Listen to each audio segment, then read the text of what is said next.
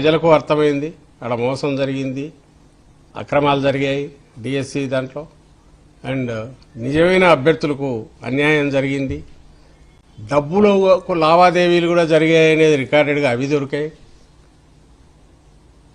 అలాంటి లావాదేవీలు జరిగాయి అనడానికి దొరికిన దాని మీద పెట్టిన కేసు ఫోన్ నంబర్తో సహా ఉన్నా సరే అన్నోన్ కింద పెట్టి ఏ రకంగా దాన్ని క్లోజ్ చేయాలని చూశారో, ఏమంటే ఛార్జ్ షీట్ కూడా ఫైల్ చేసామంటారు. ఆ అబ్బాయి ఎవరైతే అది చేశారో అతన్ని ఇంతవరకు అరెస్ట్ చేయలేదు.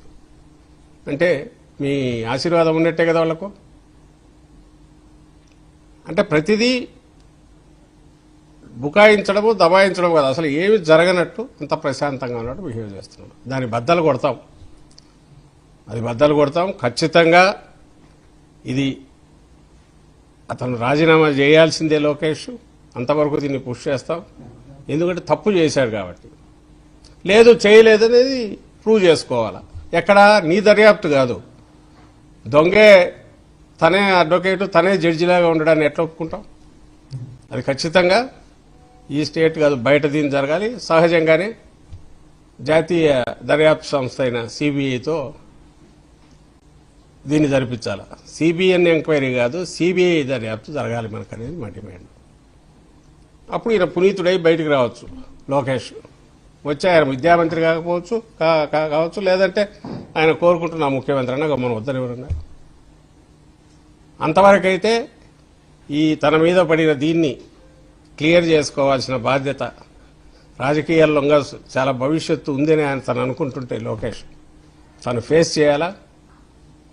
ఇలాంటి ఆరోపణలు వస్తే రాజశేఖర రెడ్డి గారు ఉన్నప్పుడు, జగన్మోహన్ రెడ్డి గారి మీద వచ్చినప్పుడు కూడా నాకు అభ్యంతరం లేదు పెట్టుకోండి అన్నారు. ఇలాగా బుకాయించలా, దబాయించాలా చంద్రబాబు నాయుడు గారి లాగా. ఎందుకంటే నాకు తెలుసు కాబట్టి అందులో అన్ని అబద్ధాలు నిలబడవని.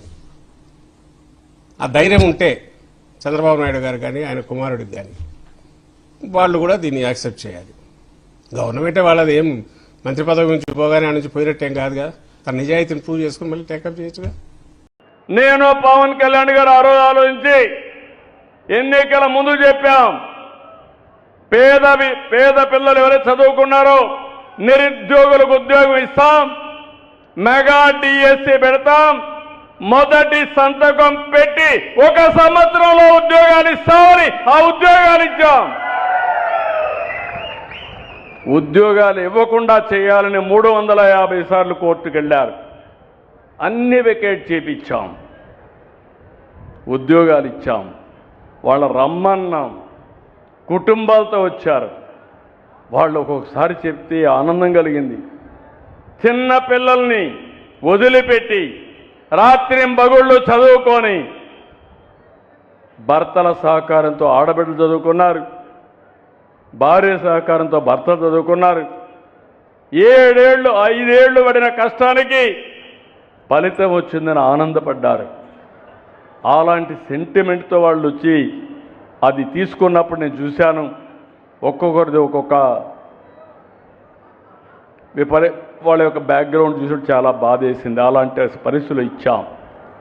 ఈరోజు స్కూలుకు పోతే బ్రహ్మాండంగా టీచ్ చేస్తున్నారు. సంవత్సరం అయిన తర్వాత రోడ్డు మీదకి వచ్చి ఏదో ఢిల్లీలో నీట్ పేపరు లీక్ అయింది, ఇక్కడ కూడా లోకేష్ రాజీనామా చేయాలి, ఈ ప్రభుత్వంలో ఏదో జరిగిపోయిందని మాట్లాడుతున్నారు. కడాన నిన్న మీరు చూశారు,